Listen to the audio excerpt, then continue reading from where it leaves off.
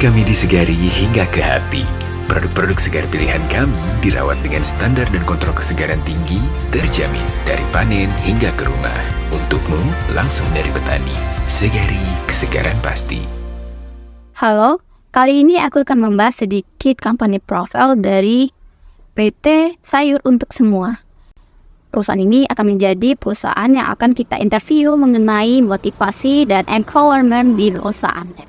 Segari adalah platform belanja online untuk yang membutuhkan bahan-bahan segar dan berkualitas. Platform ini ada di bawah naungan PT Sayur Untuk Semua yang didirikan oleh Mas Yusua Setiawan, Mas Farhan Anugrah, dan Mas Farhandi Ramadana. Platform bahan pangan online, perusahaan yang mengandalkan jaringan mitra yang tersebar luas di wilayah Jawa dan juga Sumatera.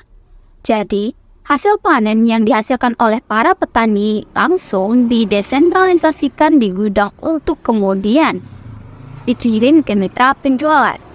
Segari mengklaim dapat mengirimkan pesanan dalam waktu 15 jam saja setelah panen. Dengan begitu, konsumen dapat menikmati hasil dalam keadaan masih segar. Oke, selanjutnya kita akan masuk ke sesi interview barang SPV dari PT Sayur Untuk Semua. Jangan lupa di like dan subscribe.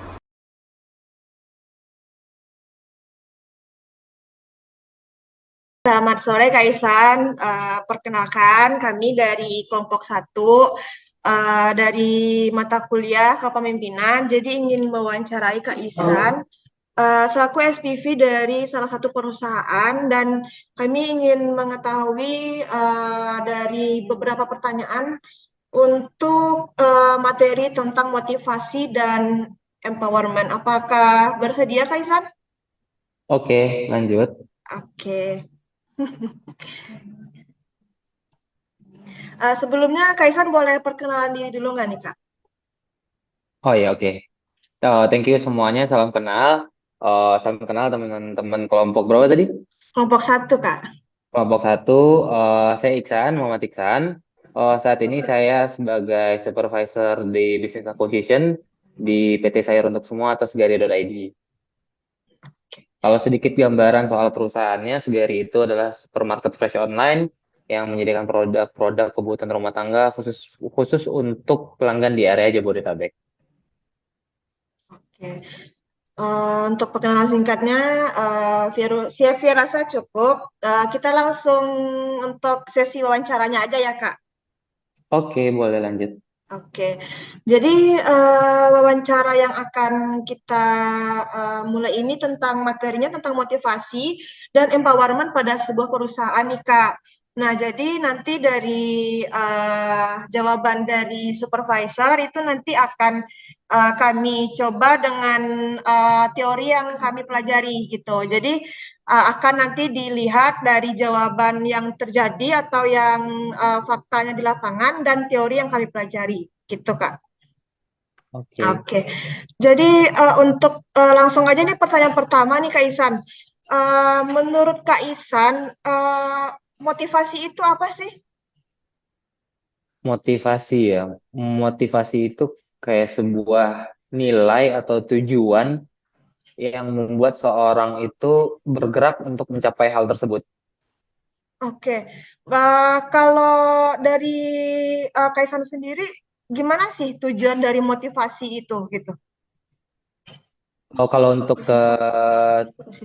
karyawan sendiri atau tim member, tujuan motivasi itu sudah clear, sudah jelas banget untuk membuat mereka bisa mencapai target-target yang sudah ditetapkan oleh perusahaan. Jadi dengan adanya motivasi, pasti mereka akan lebih semangat atau lebih gencar untuk menyelesaikan target-target tersebut. Kalau dari Kak Isan sendiri, keuntungan memberikan motivasi pada karyawan apa aja nih Kak? Apakah ada berdampak Sebetulnya, kepada karyawan atau tidak gitu? sebetulnya balik lagi kayak tadi, tujuannya itu sendiri memang motivasi kan untuk membuat orang itu mencapai apa yang sudah kita targetkan, sudah ditetapkan oleh perusahaan sebagai key performance indikatornya mereka. Nah, manfaatnya sendiri dalam memberikan motivasi tentunya pasti membuat mereka akan semakin semangat, terus juga mereka bisa lebih fokus dan lebih giat untuk mengejar target-target tersebut. Jadi motivasinya ini pasti berguna banget untuk perusahaan dan juga untuk si karyawan tentunya, karena ketika mereka menyelesaikan pekerjaan dengan baik sesuai dengan target yang diberikan, perusahaan pun untung dan dia pun akan untung. Karena di sini muncul hubungan mutualisme di situ. Oke, oke. Kalau dari diri Kaisan sendiri nih, ada nggak cara memotivasi kalau misalnya udah dikasih target nih sama perusahaan? Bagaimana cara memotivasi diri sendiri untuk mencapai target tersebut, Kak? Oh, diri sendiri ya. Iya, saya Oke, udah kalau untuk diberikan target nih oleh perusahaan. Bagaimana nih kalau Kak Isan sendiri dalam mencapai target itu memotivasi dirinya? Oke, untuk memotivasi diri sendiri pasti itu kalau dari saya pribadi pasti ada dari internal dan eksternal. Kalau dari internal pasti soal keluarga dan ya keluarga dan juga karir itu jadi motivasi sendiri untuk bisa nyelesain apa yang udah ditetapin sama perusahaan. Itu jadi motivasi sendiri. Untuk eksternal kayak dapat pengakuan dari orang lain, lalu juga dapat apresiasi, itu juga bagian dari tujuan yang bisa ningkatin karir dan lain-lain. Itu jadi motivasi. Oke, berarti motivasi dari diri sendiri ini ada dari eksternal dan internal ya, Kak ya? Dari dalam atau dari luar Iya. gitu ya, Kak?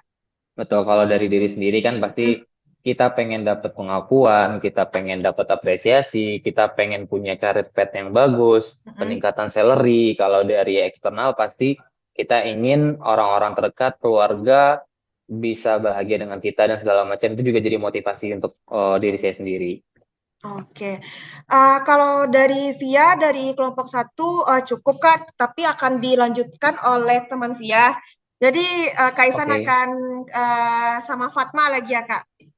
oke, sama Fatma Oke, ya. terima kasih, Kaisan. Iya, sama-sama. Halo, Kaisan. Halo Fatma. Ketemu lagi, Kak. Tadi Oh, kan mungkin udah disinggung juga ya Kak sama Via tentang pengertian motivasi, kemudian keuntungannya. Nah, Fatma ini mau ngulas lagi nih Kak. Ini kan Kakak sebagai SPV pasti memiliki tim ya dalam mm-mm. mencapai targetnya. Nah, pertanyaannya, bagaimana nih cara Kak Isan memotivasi tim Kak Isan agar mampu mencapai target yang telah ditetapkan ke tim Kak Isan kayak gitu? Oke, cara motivasi itu sederhana. Kalau motivasi itu pasti akan muncul dari diri mereka sendiri-sendiri kan. Semua orang punya nilai dan semua orang punya tujuannya masing-masing dan itu akan jadi motivasi untuk mereka. Tapi sebagai supervisor yang ditugaskan untuk mengelola tim, pasti ada trik khusus iya untuk mengelola teman-teman ini supaya termotivasi. Salah satu caranya yaitu bisa berdiskusi dengan mereka one on one. Di Segari itu kita biasanya ada one on one, sesi one on one. Nah, untuk one on one ini biasanya bisa dibuat dengan cara yang tidak terlalu formal, bisa di ruangan yang outdoor dengan sambil santai untuk membuat suasana lebih cair dan dari situ kita mulai berbicara dengan anggota tim apa yang jadi kebutuhan mereka, lalu kita gali tentang diri mereka. Nah, di situ nanti kita temuin nih titik-titik apa yang ternyata jadi concern mereka dan itu kita jadikan motivasi. Kayak contoh misalkan pasti semua orang yang ada di dalam tim member itu mereka pengen ada kenaikan salary, lalu mereka juga pengen ada career path yang bagus dan segala macam dalam pekerjaannya. Nah, hal itu yang bisa kita gali dan kita kasih motivasi untuk mereka. Dan kita bisa sampaikan juga kalau memang dia mau punya performance yang bagus, dia bisa melaksanakan semua yang ditargetkan oleh perusahaan dan bekerja dengan baik dan juga tentunya attitude-nya bagus. Pasti apa yang dia jadikan tujuan, yang apa yang memotivasi dia itu bisa kita usahakan juga. Oh, begitu ya, Kak. Nah, Kak, kalau misalnya nih, Kak, dari tim Kakak sendiri, kalau misalnya ada anggotanya yang tidak mencapai target, nah, dari Kakak sendiri maupun dari aturan perusahaan itu gimana nih, Kak, menyikapinya? Gitu. Oke. Kalau jika ada tim yang tidak mencapai target, pernah atau tidak pernah pasti pernah, karena belum tentu semua orang bisa sesuai seirama dengan anggota tim yang lain. Dan salah satu caranya adalah kita balik lagi kayak yang tadi cara memotivasi kita one on one, kita berdiskusi dengan mereka. Kalau mereka juga ternyata tidak achieve untuk targetnya, kita akan balik lagi kita one on one dengan mereka. Tapi sebelum one on one itu kita harus analisis dulu ini orang kenapa dia tidak achieve itu target, apakah ada kendala eksternal atau internal di dirinya, dan pada saat one-on-one kita gali lagi problem mereka, kita berikan problem solving untuk mereka, kita kasih action plan yang baik, sambil kita gali juga nih, kalau memang kendalanya dari sisi eksternal, kita sentuh bagian itu dan kita jadikan motivasi untuk dia. Oke, baik Kak. Berarti kalau misalnya kita ngambil kemungkinan terburuknya nih Kak, setelah diadakan one on one, tapi ternyata dari anggota tim atau pribadinya sendiri masih belum bisa mencapai target yang diinginkan setelah motivasi yang Kakak berikan, itu solusinya gimana? Nah, kalau dari perusahaan sendiri itu sudah jelas. Biasanya dalam setiap kontrak karyawan itu ada klausul di mana kalau dia tidak bisa mencapai target yang sudah diberikan oleh perusahaan dalam kurun waktu tertentu, maka perusahaan bisa untuk memutus kontrak si yang bersangkutan. Jadi, upaya pertama pasti persuasif terlebih dulu. Kita juga nggak mau kehilangan tim, kita juga pasti akan mengusahakan yang terbaik untuk tim, dan juga ada sisi manusiawi yang kita pikirkan. Karena ketika kita langsung cut orang itu dari itu, pasti dia juga akan mikir keluarganya, dia cari kerjaan lagi, dan segala macam. Maka oleh sebab itu, jadi dalam satu kali dia nggak perform dengan bagus, kita kasih reminder. Makanya ada berlaku yang namanya SP1, SP2, dan SP3 dari perusahaan. Jadi kita udah peringati, kalau memang ternyata dia tidak cocok dan tidak juga perform, artinya kemungkinan besar dia tidak cocok dengan pekerjaan ini dan dia juga tidak menyenangi pekerjaannya, maka yang terbaik untuk kedua belah pihak ya, kita akan menyelesaikan hubungan kerja yang ada. Berarti ditinjau lagi dulu ya Kak Isan, nggak langsung Betul. diputuskan hubungan kerja gitu. Betul. Oke. Kita lanjut ke pembahasan yang selanjutnya, Kak Isan, mengenai aturan Kak Isan, mengenai aturan keterlambatan bagi karyawannya. Nah, di perusahaan Segari ID sendiri apakah ada, pasti ada lah ya Kak Isan, aturan mengenai keterlambatan. Nah, di Segari sendiri itu bagaimana Kak Isan aturannya? Keterlambatan dalam soal jam kerja. Iya Kak Isan, maupun jam kerja. Oke.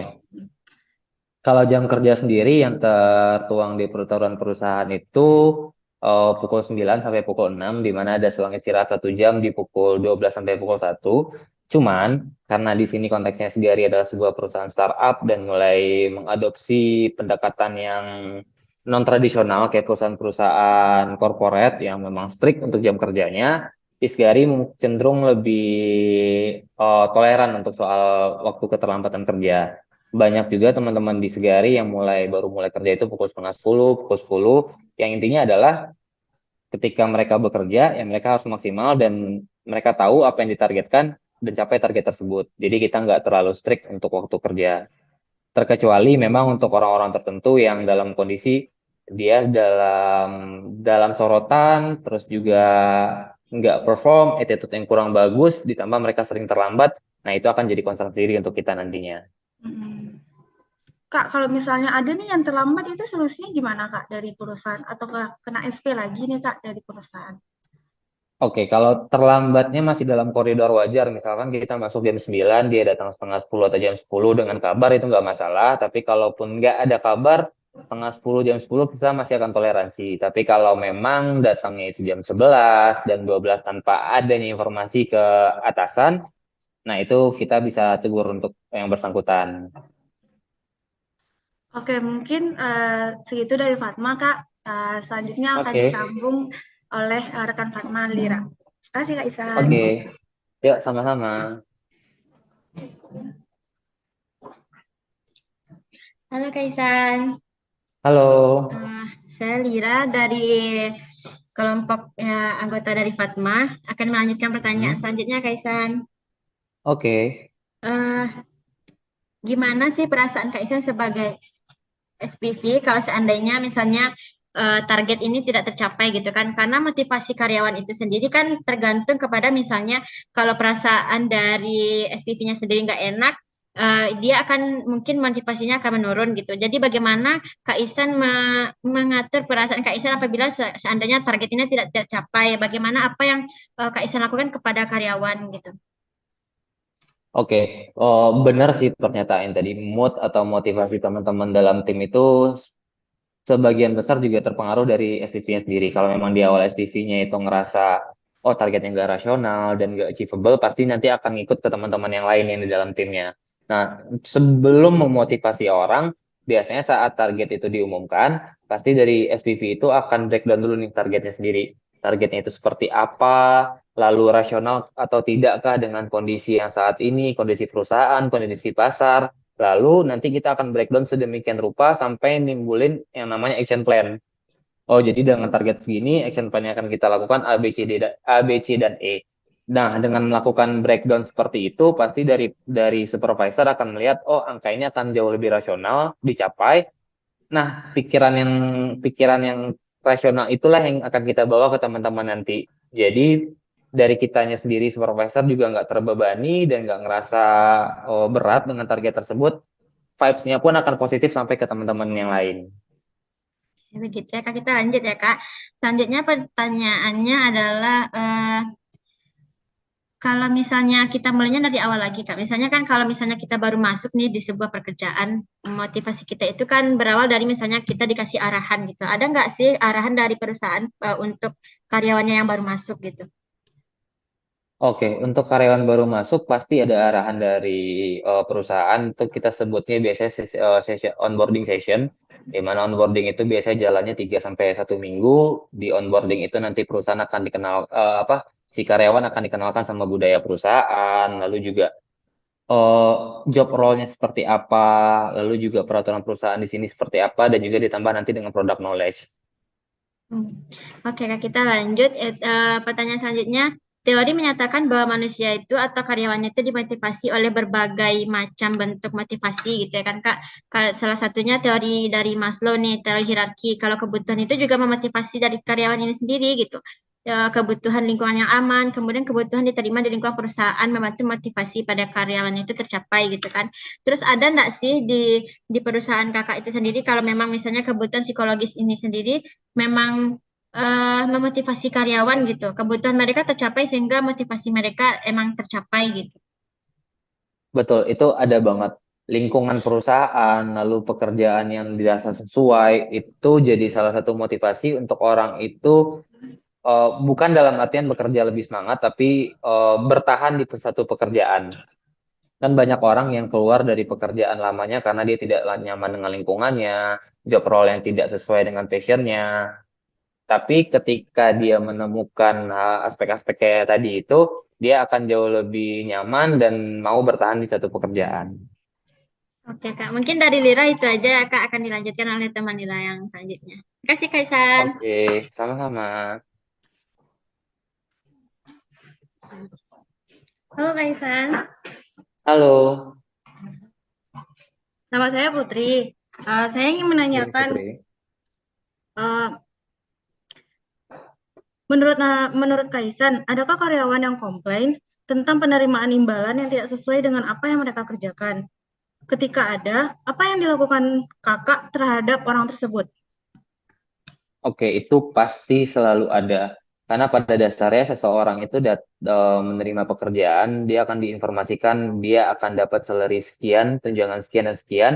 Di awal pasti dia akan terima dulu, dia accept semuanya itu. Sambil berjalannya waktu, dia merasa udah mengeluarkan semua effortnya, memberikan hal yang lebih, bekerja secara maksimal, dan dia ada rasa ingin dapat yang lebih dari perusahaan, dalam konteks ini salary.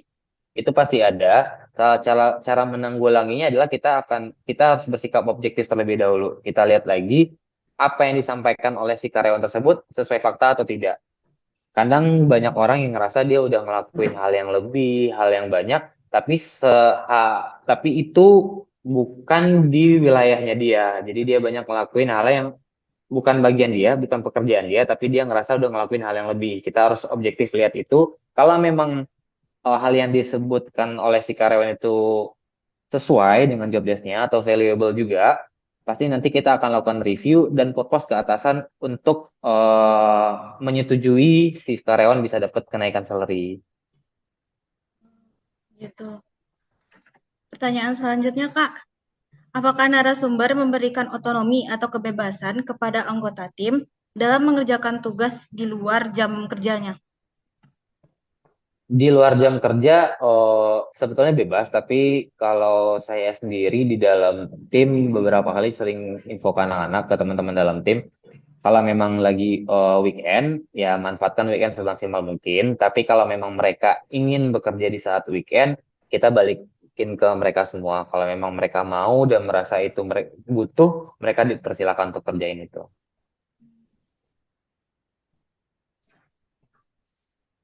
Eh, Untuk yang pertanyaan terakhirnya ya, Kak.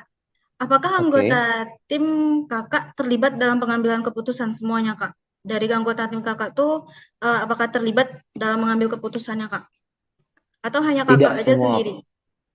Tidak semua keputusan, tapi lihat lagi skala kebijakan atau keputusannya itu. Kalau memang rasanya butuh suara dari teman-teman yang ada di dalam tim, itu pasti akan dibuatkan forum di mana mereka harus menginformasikan apresiasinya dan nanti kita akan simpulkan keputusannya seperti apa. Tapi kalau yang sifatnya krusial, as a leader harus take action untuk ambil keputusan sendiri. Oh, Situasional sih kalau untuk hal itu. oh. Baik, Kak. Terima kasih, Kak. Saya kembalikan kepada Oke. Olivia, Kak. Oke.